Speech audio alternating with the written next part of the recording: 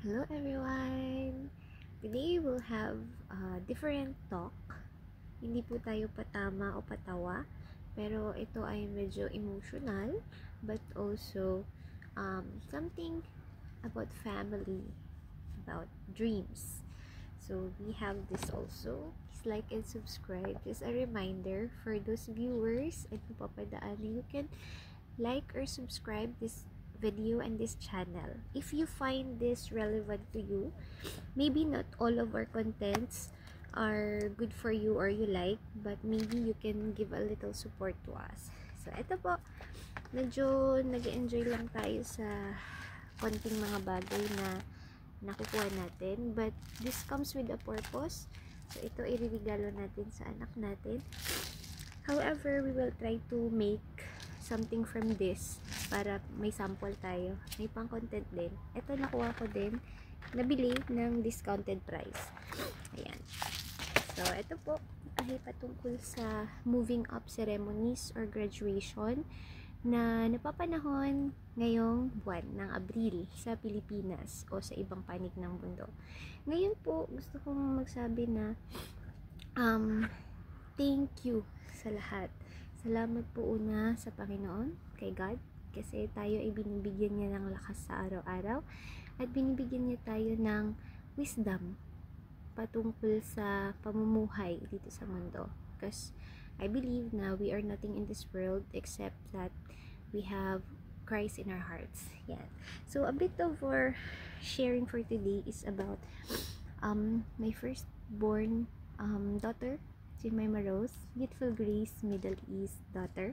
And so siya po ay moving up na from kindergarten to grade 1. Yan. So hindi po muna siya grade 1 kasi may ibang process pa po ang mga schools.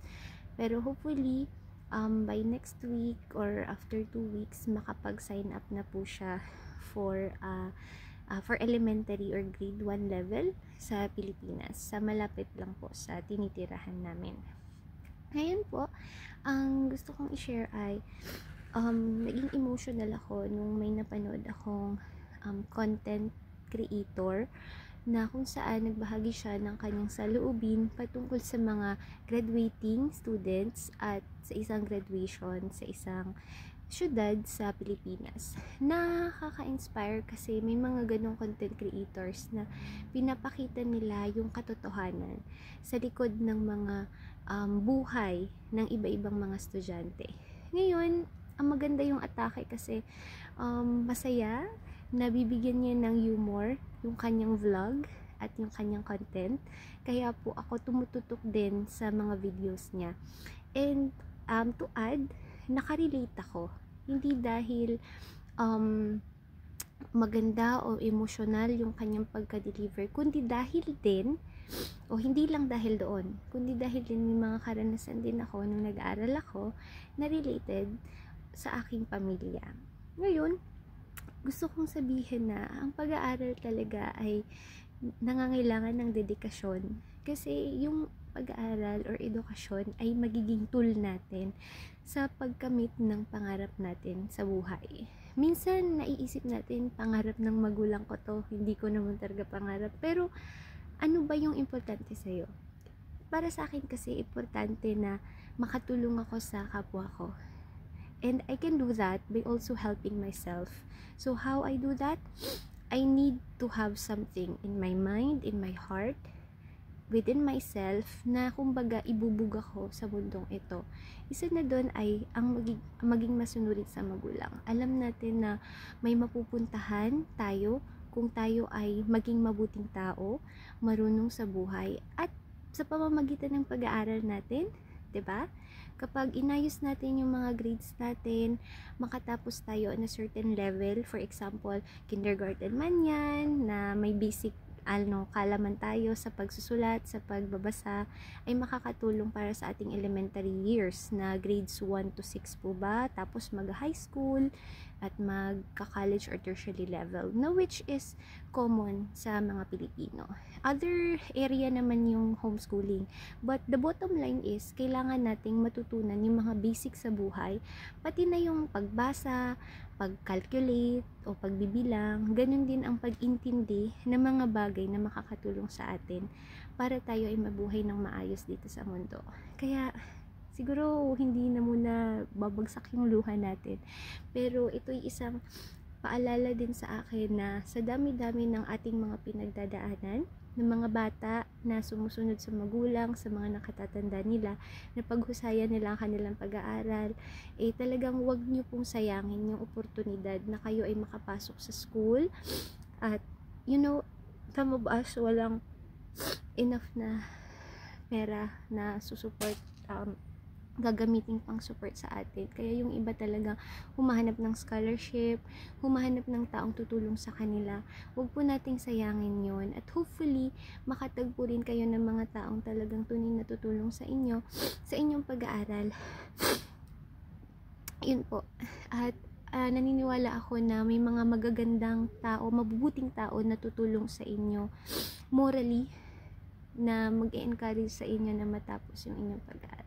Thank you so much. And ayun po, hindi ko ngayon kasama ang mga anak ko, ang pamilya ko, yung firstborn ko. Hindi ko siya masamahan sa stage. Kung pupunta man siya sa stage, hindi ko siya mapicturan. Pero hopefully yung mga tao makakasama niya ngayon sa edad na 6 years old ay maintindihan niya na yung mga tao sa paligid niya at yung nanay niya na malayo sa kanya ngayon ay mahal na mahal siya, susuportahan siya, at hindi balang araw ganito yung sitwasyon namin, na malayo kami sa bawat isa.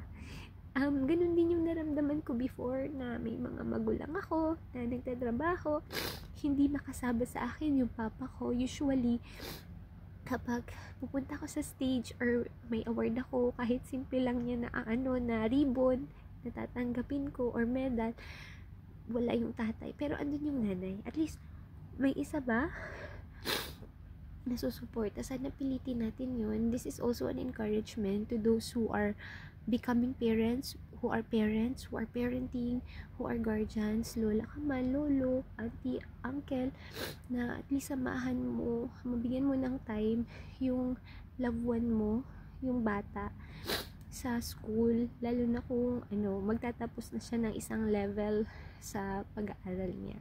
Kasi it shows support din sa bata. May handa o wala, at least mag-celebrate kayo kahit paano na nyo ba, nakikita nyo yung pagtatsaga niya din sa pag-aaral, na maintindihan ng bata na you're all in this together. Hindi lang effort niya, hindi lang effort mo, kundi effort nyong lahat yung makatapos siya ng pag-aaral o ng certain level ng education niya. So God bless everyone, and I hope you don't take for granted everything na biyaya sa inyo, kasi with that na mayroon ka, magagamit mo yan para sa pag-grow mo pa bilang tao. At the end of the day, kapag kapag nag-i-increase ka na ng edad or nasa adulting stage ka na, marirealize mo na may mga certain things pala na dapat tinutukan ko para mas naging madali siguro yung paghahanap ko ngayon ng trabaho, 'di ba? Yung trust level din ng ibang tao sa iyo, makikita nila kung papaano mo napagdaanan yung ibang mga bagay sa school mo. And hopefully this adds to something, nakakapulutan nyo ng aral. Thank you very much and have a nice day. Enjoy your celebration, however simple it is. Thank you.